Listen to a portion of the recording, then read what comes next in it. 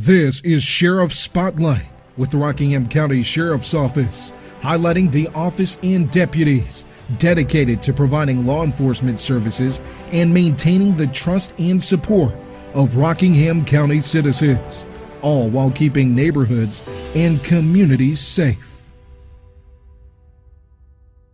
It's August 12th, 2020, and whether you're watching us on social media or listening to us from wherever in the world on our podcast, one of our many platforms that we're doing the podcast on right now, we thank you for joining us here at Sheriff Spotlight with the Rockingham County Sheriff's Office. My name is Lieutenant Kevin Southard, and I am your host for today's show. I'm the Public Information Officer here at the Sheriff's Office. And in the studio joining with me today is Sheriff Sam Page. Sheriff, good morning to you. Good morning, glad to be here. And as you said, our podcast goes out worldwide. Worldwide, yes. We have very varying platforms that we play the podcast on. Apple Podcast, various different platforms. Multiple platforms, multiple platforms. And we're very proud of that. We thank Roy Sawyers for helping us get all that established and getting our message out worldwide. Again, I reemphasize, Roy, thank you for everything. And we'll give you a shout out. Your team does a great job. And we thank you to all of our loyal viewers who have watched the show for years now via social media platforms. Absolutely, and so on. absolutely. And the governmental channel, 1304. We thank you for tuning in and watching us there as well. So we've got a lot to go over this month. We missed last month. We had an emergency situation that we had to deal with in lieu of the taping that month. So this month we've got double the information to pour to everybody, and so let's get right to it. Well, what you're telling the public right now is we've learned to overcome issues. Exactly. And different challenges. Exactly. Let's talk about gun permits. Now, the rise in gun permits and gun purchase permits, gun concealed handgun permits, the applications that have come in have been impressive over the past few months. Well, let me first say, because everybody wants to know, Sheriff, have we hit that number yet? Well, this year our goal was to get 10,000 licensed permittees for their carry concealed permits. A lot of times you'll hear me call on weekends after church and in the evening time I'll be calling to let people know that the carry concealed permits have come in at the Rockingham County Sheriff's Office, and let them know that they can come in and pick them up, first thing Monday through Friday, 8 to 5. And that's you personally calling them. A lot of people think, is this like a recorded message of the sheriff calling? You're like, no, this is really the sheriff. Sometimes we think it's a robocall, but no, it's really me. But let me throw this at you. Here's the number. As of Friday last week, I was advised that we are at 8,075 carry concealed permits in Rockingham County out of a little over 91,000 population. So, we're pushing that. Almost 10%. Almost 10%. But our goal this year, by the end of December, will be 10,000 carry concealed permits. I just want to let you know that we have several carry concealed instructors across Rockingham County that teach classes regularly, even during the COVID situation. Right. And of course, a lot of people are going to ask you what numbers, and said, well, they can have as many as 25 people outside. 25 people outside, 10 people inside. Various classrooms and so on and so forth. So right. They are still. So they are running the carry concealed classes, and I think it's a very important opportunity for our citizens in Rockingham County. If they choose to arm themselves and carry a firearm, this gives them a lawful way to do so to protect themselves and their families. So again, it's a great class. We encourage everybody to look into the carry concealed process. You can also go to our website, rockinghamsheriff.com, and you can see the information about everything about to licensing and applications, and also for purchase permits. But 8,075 out of 10,000. We're going to get there. We're going to get there. Now, I ran some numbers the other day, and I thought this was very interesting. I'm going to share them with you. All right, go ahead. These are the numbers compared to last year from January 1st to June 30th of 2019, comparing that same time period to 2020. We saw a 54% increase in the submission of purchase permits. That's where you apply, and this is where you can purchase to buy a handgun. To buy a handgun through a licensed dealer. Yeah. Last year during that time period, we received 1,304 applications. This year, during that time period, 2,210. Wow. So we also saw a 42% increase in our concealed handgun permit applications. Those are people that have taken the class and are submitting their application to receive a permit to carry a handgun concealed. That number went from 343 last year to 587 this year. So far. So far. So you may very well indeed reach that 10,000 number by the end of the year if our numbers keep up.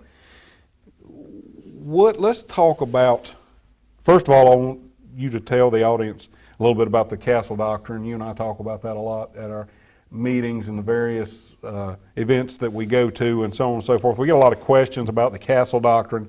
That's your right to defend yourself with up to deadly force in your home, sure, vehicle, and place of employment. In your workplace. A few years ago, the Castle Doctrine was amended in North Carolina, which basically allowed for more protection for you and your residence, which your home has always been your castle or your most protected area that you're right. in, but also your conveyance, okay, your car, your ride, in between, yeah, and also at your workplace. You've always had the right to self-defense, but with the Castle Doctrine, there's no duty to retreat as there has been in the past. That's correct. That's correct. Mm-hmm. And matter of fact, on the Castle Doctrine as applies to a residence, back in the old days, or a few years back, You're not so old, because I think it was December 2011 that the Castle Doctrine was updated to the point where it is now. Exactly. So, yeah. But for some, that's old days. And so back in the old days, you did have to basically make an effort to retreat to the furthest corner of your home. To make every effort. But now I think it's a legal inference that if a person is breaking into your house, it's an inference that he or she has the intent to do you bodily harm by doing so. Right. So they put their lives in peril. And you've heard me say this the other week, is that we have more and more persons across this county that have their carry concealed permits, that do have firearms in their homes to protect their families. You are the first line of defense in protecting your family, not law enforcement, because we'll never have enough officers or enough deputies or out on the streets on each corner when you need us. Now, when you call, we're going to come quick. But at your residence, when you need to protect yourself and your family, you very well may be that first line of defense in protecting your family. Contact 911. Let us know what's going on. Call for help. But if you do have a firearm, just make sure that you know how to safely handle it, and you know when you have the authorization to use it. Mm-hmm. And you can always go to the general statutes to read up on the Castle Doctrine. It has great information there. It's pretty easy to read and tells you what you can and can't do. Right. But again, I support your right to bear arms 100%. I support your right to protect yourself and your family. And again, I reemphasize, you are the first line of defense in protecting your family. Yeah, seconds, minutes, it seems like forever when you're in danger, your life's being threatened. Mm-hmm. And so all of that matters. And so it's all good. We got some great legislation. And again, we have some great instructors. I'll just say that we have some great instructors out here. If you're interested in getting your carry conceal permit, you can go online to rockingham.sheriff.com. Mm-hmm. And you can get the information as far as printing out the documents, with not short of signing them, your signature. You'll have to bring those in, and tell the listeners and the viewers the dates and times that you can come in. Go ahead. Sure. For in-person applications for the concealed carry permits, which we don't allow those to be submitted online, you can download the packet online for your convenience. Right. And fill it out at home. Don't sign it because it has to be notarized. Mm-hmm. We'll do that for you here at the Sheriff's Office in the Records Division. But go ahead and fill it out, bring it up to the Sheriff's Office, and we accept those applications on Tuesdays, Wednesdays, and Thursdays between 9 a.m. and 3:30 p.m. Okay. Now, and that's also listed on the website. It is. Now, the purchase permits are a little bit different. You can submit a purchase permit. You can apply online. We've got that set up online, and you can just follow the directions and it'll submit it online. You will have to bring a form up to the Sheriff's Office which needs to be signed still, but if you bring a self-addressed stamped envelope, we can mail you that We back. can process your application, and when they're ready, we can mail them to you. Right, so that you can save a trip. There you go. So we want it to be easy and convenient, and I think by some of the numbers we've definitely seen, I believe we're working in that direction. So. Well, also I want to be clear. You know, I know there was a county that cut back on some of their permit issues and stuff like that, and I know there was a lot of discussion. Actually, I think that was down in Wake County, and I think there was some threat of lawsuits because it was a mandated action to issue the permits, and you just can't shut those off without some type of legal precedence. And so anyway, but I can tell you this: is we are issuing gun permits. We hadn't slowed down one bit. And I will tell you, our numbers are proof that in fact we picked up. Well, Roy, and I think the folks will be interested in this. Is you know, I visit gun shops. I carried guns and been a shooter and hunted a little bit when I was younger, but you can go to a lot of the gun shops and gun stores, and you can see not quite as many firearms in those stores. And also, I've heard that, you know, on ammunition. So, you know, if you're thinking about purchasing a handgun, make sure in North Carolina, make sure you go by the sheriff's office and apply, or do it online and apply for your purchase permit, and then you can, you know, do some shopping and see what you might be interested in. But I wouldn't wait too long, because I think that you're seeing a lot of guns going off the shelf. Okay, so let's just dive right into that too. The pickup in the number of gun permit applications, the number of guns that are being bought, the ammunition shortage, and so on and so forth, people buying up, this kind of stuff. What are some of the reasons you think that what do you think is maybe driving that? Right, exactly. What personally, what do you think may be some reasons that are driving that? Well, I think if you go back a few months when you had the George Floyd incident up in Minneapolis and stuff, where a person was arrested and subsequently died during that arrest process, it created and created a lot of civil unrest. You saw peaceful protests, which are protected under the Constitution, but then you also saw some people rioting and stuff like this. A lot of places in Minneapolis where property was damaged, persons were... We're still seeing some of that now. Well, I was going to say persons were injured, and then that kind of started, you started seeing it in Portland and other places where you saw the different movements and stuff like that. You've seen it across the country, and most recently this weekend in Washington, D.C. So I think that a lot of our citizens across the country have concerns about their own personal safety. I can tell you right now is, you know, just with the sheriff's office in the past few years, I think Alan, my chief deputy, told me we had nearly a 40% increase in our calls for service over just a few years, and that's a big rise. But with what we're seeing with the civil unrest, particularly with the rioting situations, we saw it in Raleigh, we saw it in Charlotte, we saw some property damage down in Greensboro and stuff like this, kind of all around us. I think people are concerned for their personal safety and the safety of their families, and I think that's why you're seeing more firearms being purchased, more persons getting carry and conceal permits. But I want you to know that I want you to know that you are the first line of defense in protecting your family, and I'll repeat that again.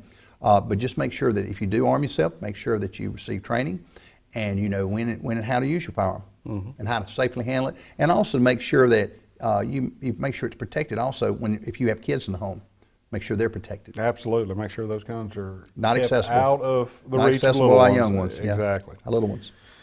All right, COVID-19. What is our situation here in Rockingham County? Give us an update on that, and well, tell us about that mask that you're holding there. Right. This is a mask that was provided by State Emergency Management, and I kind of go into the backside on that. Is early on, right the very first of March, we met with our public health director, Susan Young. We met with her staff. The Rockingham County government and our county manager, I want to commend him, put together a COVID-19 task force made up of several disciplines within county government. And we meet twice a week now. We were meeting daily and looking at those numbers. And basically, the task force is trying to prevent infection and reduce potential infection. I think the masks are a great idea. I do wear a mask, but I also think it's an option. But the governor, during one of his executive orders, we're right up now, we're Executive Order 155, but the governor during the executive orders, which carries on until September 11th, mandated that if you cannot social distance, that you need to wear a mask. If you go into a business, a retail business, or you go into a restaurant, that you're required to wear a mask. But also in that, a lot of people got confused on this, is that the governor did not want us to do any criminal enforcement. Okay. Yeah, it literally says that in the executive order, 141, I believe. If a person does not have a mask, and when we see them as law enforcement, what they told us was this, is to assume that if you're not wearing a mask, it's probably because they have some type of underlying issue, and that's why they can't. But literally says law enforcement has no authority to enforce the individual mask mandate within that order. Right, and with all the priorities, and with our resources we have, and our limited resources, is I wasn't interested in being the mask police. Yes. And so that was what I was trying to say in that context. But now you still think they're a good idea? You I wear think, one sure, personally, sure. So let me recommend it. Yeah, I think it's a good idea, but also I think that when you mandate, and I'll go to this, I sent a letter to the governor and to Dr. Cohen, and let them know that now you've introduced a mandate for the citizens of the state for their protection. And I said, when you issue a mandate, then you need to provide. Right. So basically, I sent a letter requesting reusable. These are cloth reusable masks. Because you get disposable, you can only use it a couple times, and you got to throw them away. Yeah. And to your point, what about those with limited financial means? Exactly. Or what if there was a run on masks now that you've mandated them? We saw a run on other products earlier in the year on the toilet paper. Toilet paper. And other items. Yeah. What if there was a run on masks and now you can't find them? Well, the thing is, penalize those people. We have citizens in our county that may not have the financial means or the ability to acquire a mask. So I wrote a letter to the Secretary of Health and Human Services, and also Dr. Cohen, and also to the governor, and made a request for 20,000 masks working through state emergency management, working with our local emergency management. I want to commend them also. I want to thank Rodney Cates and his staff of the EM for Jay Brooks and their help on this too. All right. But within 4 days, I think 4 days, we got drop shipped 20,000 masks.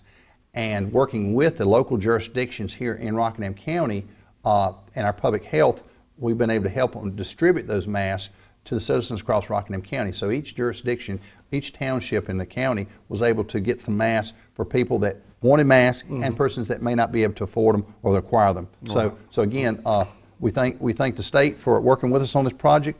I did take that information and provide that for the other sheriffs. It's 100 sheriffs across the state of North Carolina, and I did provide that information because I thought it was a great template to use. And a number have reached out. I know I fielded several questions from sheriffs calling saying, "Okay, how do you do that? Tell me this again." Yeah. Tell me exactly what you did now. What does Sheriff Page do to get this to happen? Well, the thing is, at the end of the day, working with our local public health director, Susan Young, and our county manager and our staff and our COVID task force, we were able to work together as a team to acquire this and get those distributed. So now persons that do want to wear masks, they couldn't have them or couldn't afford them, have an opportunity to get them. While we're talking about those that are potentially in need, I want to jump to our Fans for the Elderly donation drive. Great job, Kevin. Great job. I'm going to tell you what, the people have really stepped up. Initially because of COVID and all, we were delayed in the start because we didn't know about the distribution. Because we normally start about end of May. We do first part of May generally. Yeah. And we didn't know about distribution. So much focus is on other things.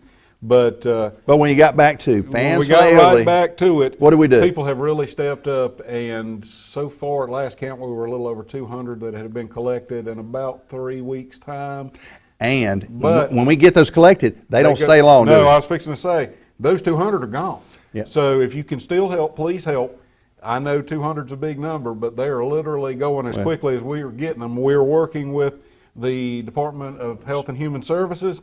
Our Adult Protective Services of the Department of Social Services right, are helping us get those distributed, and they routinely call me about on a weekly basis. Hey, Lieutenant, do you have some fans? Do you have some more fans over there? Because we're backlogged. Well, the need is great. It's 90 degrees outside. I know it's hot. I just came from out there, and it's still hot. We're blessed to have air conditioner in here, but there are some with limited means that just don't have that option of air conditioner, and just a little bit of air moving around means so much. So please help us out. Please give and continue to give. We're going to be collecting those through September the 4th. Through September 4th. So if you would like to help Fans for the Elderly, this is a program we've been running for several years, and it actually originated with the Reedsville Fire Department. And we appreciate our fire departments are always phenomenal. Oh yeah, and we appreciate all our fire departments. We're blessed. We've got 19. I think we got 19 fire departments, volunteer fire departments. Then we have our city fire departments. Then we have 3 rescue squads, and all our paramedics. And it's just. We want to thank everybody. Everybody jumps in. Everybody jumps in. And you know what? Probably the one group you don't hear about the most or the telecommunicators from 911. So if you're listening, we appreciate our 911 personnel for what they do, because we couldn't go on a call unless we received that information. Absolutely, they're the hub. First point of contact. Exactly. In the hub. So again, thank everybody in public safety across Rockingham County. Thank all of our citizens and all of our businesses that have participated in the Fans for the Elderly program. Kevin, working together as a team on this. We've done it for several years. Yes, sir. And it's been very successful. It's always a big hit, and it just every year the need is so great. Got to ask, if you have a fan, a new UL approved fan or fans, and you want to drop those off, where can you drop those off at? You can drop them off right here at the sheriff's office. We're 24/7. 24/7. If you for some reason can't get out, or you don't want to get out because of COVID or something along those lines, you can give us a call. Call the non-emergency number at 336-634-3232. And when the deputy working your area of the county gets a break in between calls for service and such, he'll run by if you want to leave that on your front porch or however you want to work it out with whoever's calling. They'll pick them up and bring them over here to us to save you the trip over here. If you've got a truckload, I'll come get them myself. I'll borrow a truck from up here and I'll come get them myself. I've done that a couple of times too. So we'll come pick them up from you and get them where they need to go. Remember, we're a 24-hour service, 24 hours, 7 day a week. So again, between now and September 4th, if you'd like to donate Fans for the Elderly, please come by, drop them off, call the non-emergency number, but help those that that need to be cooled off because they don't have the Absolutely. They don't have the Any means. little bit helps in this 90-degree weather. I'm going to tell you what. Well, what else we got going on? Yesterday, you took part in a several-person radio broadcast where it was a panel of specific people, I believe 4 different people on the radio show. WUNC, which is Public Radio, here for North Carolina. And in that, you discussed the Warrant Service Officer Program. Now, we may have discussed that when it initially came out, but we haven't said a whole lot about it since then because there's been so much other stuff going on with COVID and so on and so forth. Let's talk about that again. What it is, what it isn't, how it came about, because, we're proud of this here. We're the first agency in North Carolina to start this program. That's right. We're the pilot for North Carolina. And get the federal agents in to do the training and so on. Well, and so let forth. me get into this because I can't get into all the weeds because I could talk for on and on. Sure. But the short version of this, we run a jail. Sheriffs run a jail in North Carolina. There are 100 sheriffs and there's probably about 90 some jails and stuff like this. Persons end up in our jail because they get arrested and they end up in our jail. Okay. Some people are placed under bond, they're pretrial detainees, and some people are serving sentences in our jail, short sentences. Sometimes persons that are in our jail get arrested and they're not native born and they're from another country and they've committed a criminal offense in Rockingham County and they end up in our jail. Once the person ends up in our jail, we have to do certain things by law. One is we have to notify immigrations. And so anyway, with the Warrant Service Officer Program, what it means is that when we notify immigrations, they send us notifications through the computer system. They let us know that whether they want us to hold that person or not when they get released, so they come pick them up. And basically, that program is called the Detainer Program under Secure Communities. Okay, now fast forward, there's a program now that came out in Florida about a year or 2 ago, and it's called the Warrant Service Officer Program. Basically, what that does is only certain people within the jail are certified through ICE. It's a short training period, like it's an 8-hour class, and they train our deputies how to serve the warrant, serve the administrative warrant, okay, along with the detainer. So when a person is ready to be released from our jail facility, the administrative warrant is served on that person, and we can hold them up to 48 hours. And then if they don't pick them up, if ICE don't come pick them up by 48 hours, then we have to release that person back out. But we can hold them up to 48 hours and turn that person directly over to ICE inside the jail. This is a program under 287G authorization. Some people get confused, and I was listening yesterday to some of the advocates in the ACLU group, stuff like this. But what it is a in-jail program. We do not go out on the streets. It's in the jail. So the only way you can interface with that program is you have to be arrested, end up in the jail, and then when we do our basic check about who you are and where you live, then when that information comes out, if we have to notify ICE, then it begins at that point. But you have to end up in our jail through an arrest, self-identify through arrest. So I think it's a good program. Now, here's what I do support. I believe that anytime you can arrest anybody that is committing criminal offenses against our citizens and our communities, and you remove them from the community, that makes for a safer community. Same thing with persons that are illegally in the country, the small percentage that are committing criminal offenses. When those persons are arrested and they're identified through arrest and end up in our jails, and we notify ICE, at the appropriate time, those persons are removed from our country, therefore making our country safer. There are a lot of other moving parts on that, the border security initiative, the other issues, but in general, when you can remove a criminal offender from the community, it makes your community safer. Agreed. So that's and let's talk about what it's not. Wait a minute. And that is supervised by immigrations. Correct. They supervise the program, but they're our employees, but they do receive some supervision on this particular program by ICE inside the jail. All right, go ahead. Okay, now I was going to talk about what it isn't. What it isn't, just like you had said, the employees are only authorized to serve that process in the jail. Inside the jail. I mean, these are criminals that have self-identified by committing offense and getting arrested and bringing. This is not done outside of the jail setting at all. Nobody's going out and actively hunting anybody down or anything like that. So, just wanted to make that clear. That's what it's not. Yeah, because people get it confused. Yeah, what Kevin's saying, that's the key point. That's the key point. Now let me say something else. If you live in Rockingham County, we treat all people equally and fairly under the law, whether you're an American citizen or you're not. If you call for assistance and you need law enforcement assistance, the law enforcement agencies in this county and the sheriff's office will respond and provide assistance to you, just like anybody else. Right. So we don't arrest anybody for being here illegally or undocumented. We arrest people for violations of North Carolina law. State law. And then when they end up in the jail, that's when it begins. That's when the federal part of it all comes out. Yes. So, all right. One last thing I want to get to before we don't have very much. Well, my recommendation was on that is don't violate the law. Yeah, you don't break a law. I've lived in the Philippines. I've lived in Germany. In the military, I've traveled around a country. I've been on many cruises around different places in the Caribbean and stuff like this. But when I'm in somebody else's country, I follow the law. And that's all you got to do. Yeah. Before we run out of time here, I do want to talk. You were for a minute about a phone call that you had yesterday. Real quick. Sir. I work with the National Sheriff's Association. I'm on the Border Security and Immigration Committee.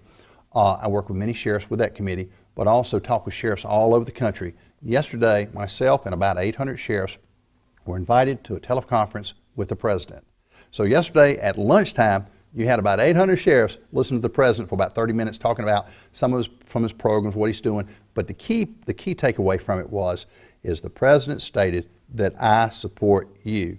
I have your back. I'm working with law enforcement, and the Department of Justice works with law enforcement. It's not a tool against law enforcement. Right. It's working with law enforcement. And of course, as I told the president the first time I met him in 2017 during a roundtable discussion, is I appreciate having the support and working with law enforcement. And we see it nowadays. Yes. We've got to have the support of our citizens from all the way from Washington to the state. We've got to have the support of citizens we serve to get our jobs done. And we've been blessed here in Rockingham County. We have overwhelming support from the citizens of Rockingham County for law enforcement, what we do. There is a tremendous effort in this county, and like I tell people, I can't speak to any other location, but in Rockingham County, we're blessed. We've got the greatest people.